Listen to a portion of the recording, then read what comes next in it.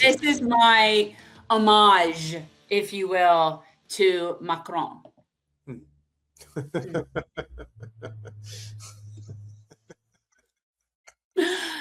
So just for people to know, both of those pictures of his face are actually from the WEF, exactly like that. Like nothing's been done to his face, like those glasses, the whole thing. That is how he gave a presentation indoors, mind you, at Davos. And I just cannot abide the aviators like that.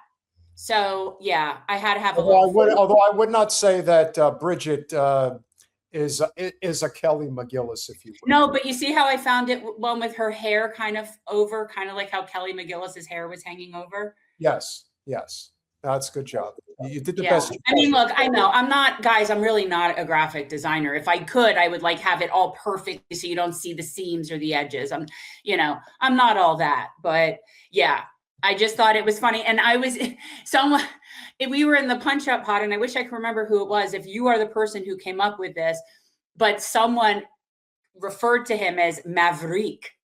And I saw that, and then that was what inspired me to go and do the graphic. Well, it definitely worked out pretty well. So I think he did a pretty good job. And I mean, what else could we do when these rich aristocrats get together and try to convince us that nothing is wrong? But what I think is kind of the embodiment of what we have seen thus far at this monstrosity of an event is that capitalism really is failing all over the world, because I don't know who they are trying to convince is going to be interested in any of these ridiculous plans that they have. I mean, the biggest wealth hoarders in the world go to these events. That's what they're about. This is not about how do we make the world better. It's how do we convince the world that everything is still okay? How can we continue to pull the wool over people's eyes? I don't know. They're going to try, but I think they're going to fail. I just think that the average person has definitely has had enough of this, is the way that I would describe it.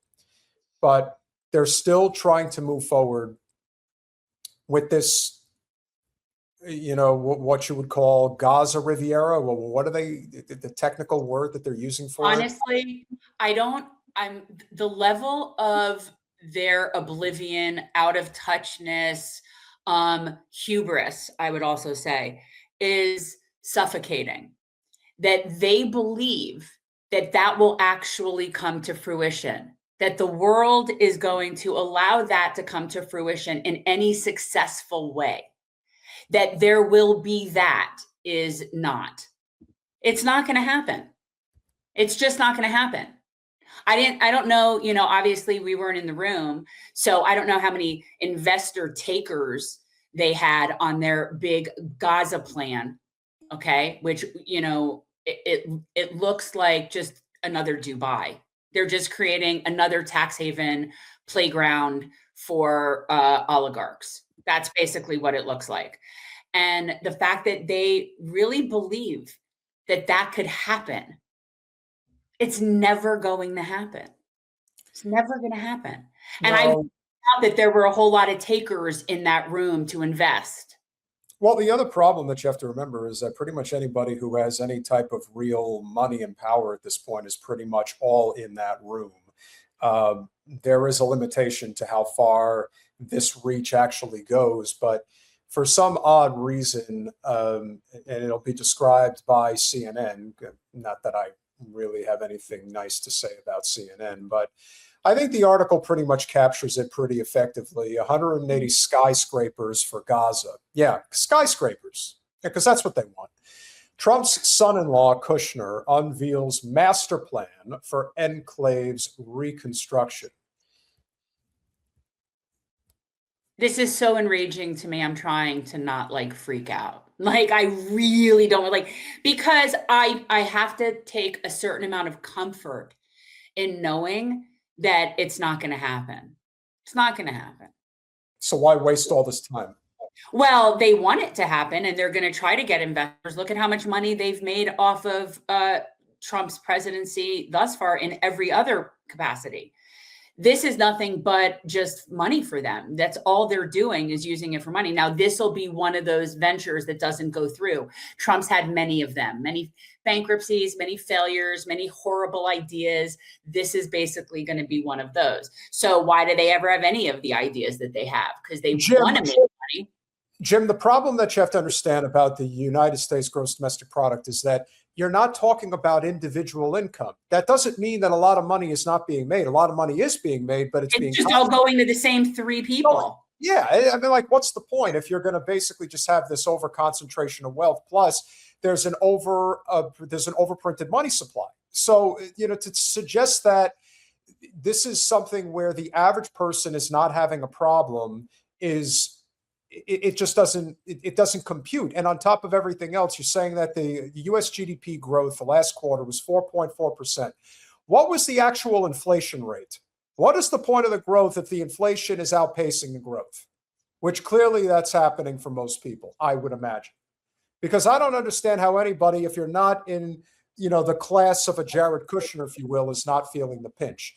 And the irony, and this is another reason why CNN sucks, I can't even pull up this article without being bombarded with more coins trying to be sold. So yeah, congratulations. Another pitch for the wealthy, of course.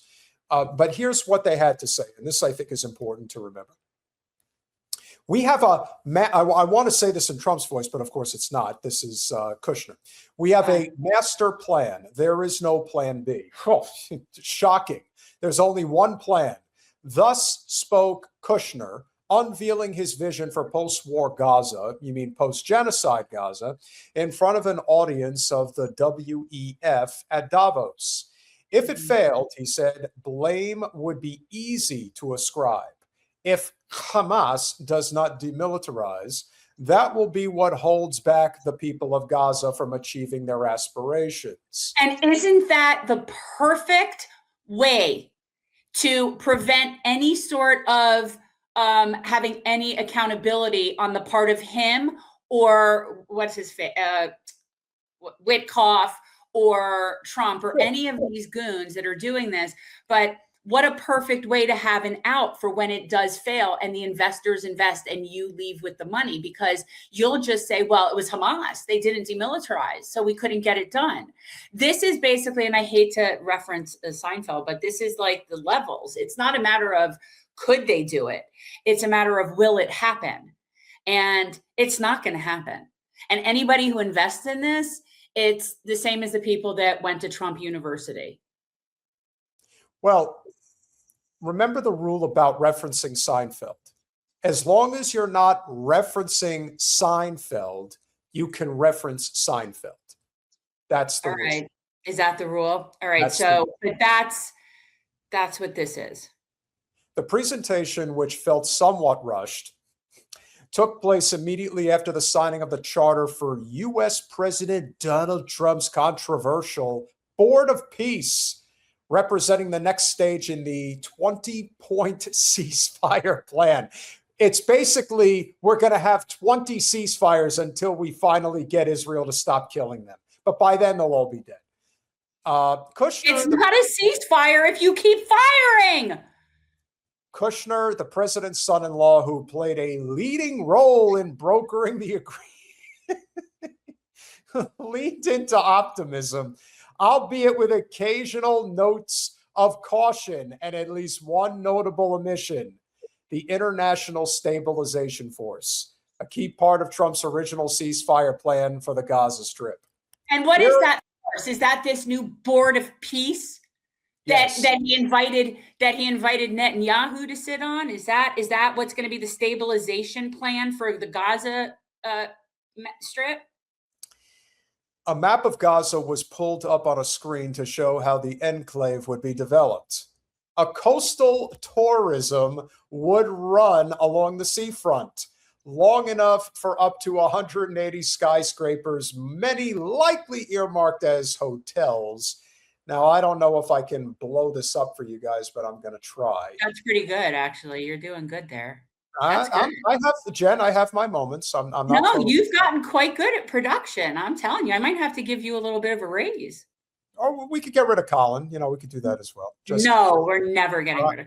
Rafa 1, City 1, Phase 1A, Khan Yunis 1, City 2, Phase Khan 1. Yunis.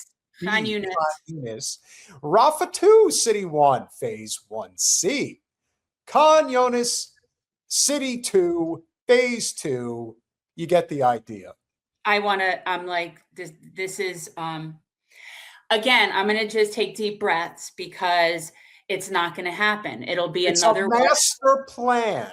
It'll be another failed venture, and it'll just be, unfortunately, rubble, which it already is now. But this is another little dirty secret about commercial real estate that many of you may not be aware of, is that it just pays to be the developer. The one who's holding the paper, the one who's holding the asset, that's the person who could get burned. Getting the contracts and getting the money to actually construct these monstrosity of buildings, that doesn't matter. In the end, it's all about how can we make money. And one thing that I do want to reference,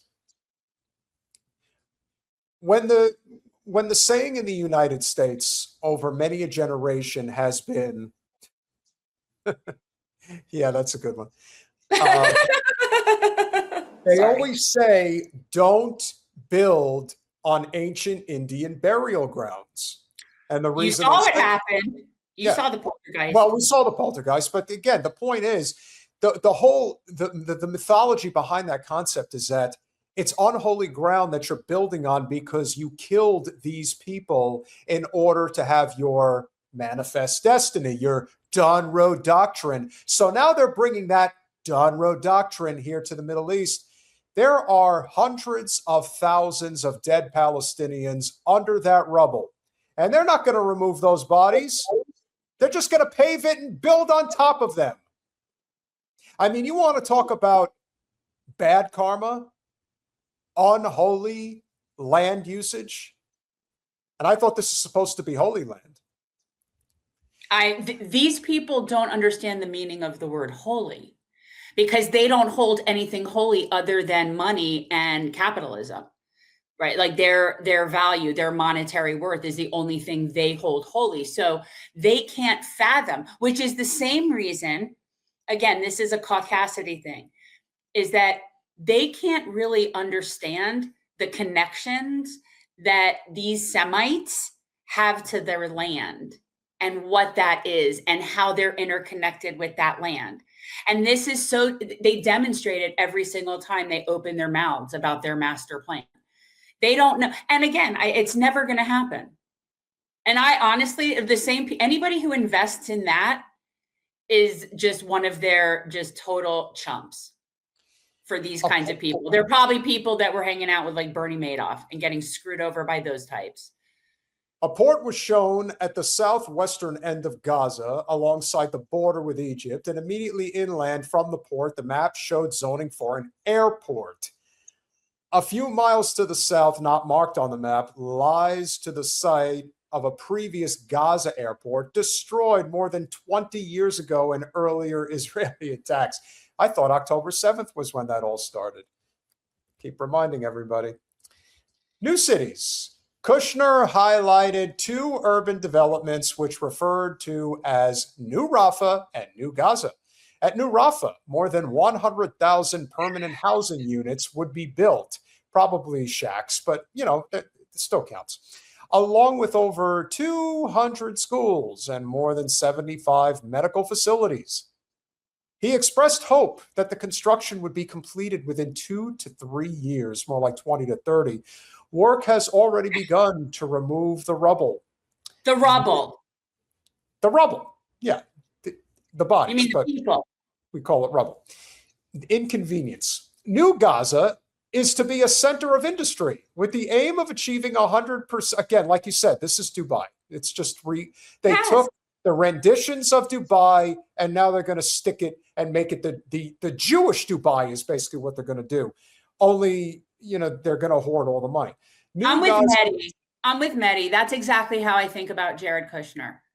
He needed to be shoved into a locker in middle school and not let out for a while. He You needed could to have like, you could have Jared and Shapiro fight, in a death match or something like that. Maybe they'll both end up. well, that's the thing. I don't want either of them to still be standing. Well, that's the thing. Maybe it'll be a double, a double. What's a good word? I don't say double death because they're going to flag the shit out of us. But No, don't. a double count out. New Gaza is to be the center of industry with the aim of achieving 100% full employment. Yeah, of course. Computer-generated images suggest a metropolis bearing a strong resemblance to Persian Gulf cities like Doha and Dubai, with gleaming waterside accommodations and office locations. Doesn't that just look beautiful? I mean, yeah. So many levels. It's just, again, it's not going to happen. It's ridiculous looking. No, it's absurd. Ridiculous looking. It's absurd. Undoubtedly, the scale of the task is enormous, and the presentation was scant on details about how it would all be realized.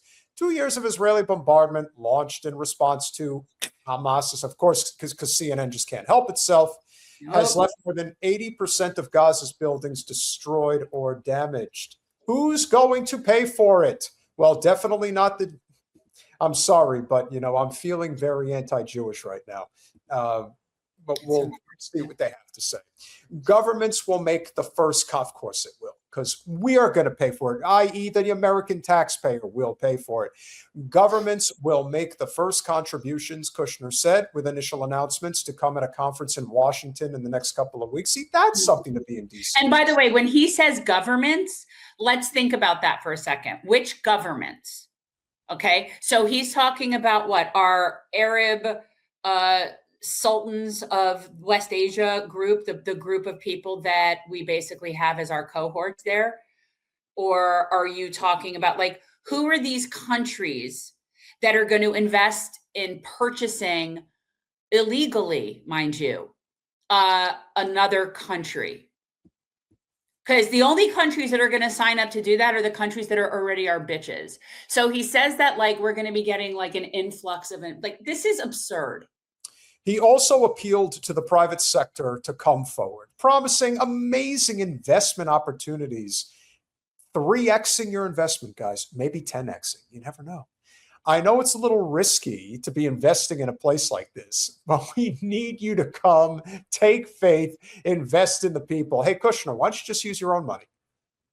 While senior Palestinian officials have been slow to react to Kushner's presentation, criticism from elsewhere has highlighted a sense that their powerlessness is being exploited.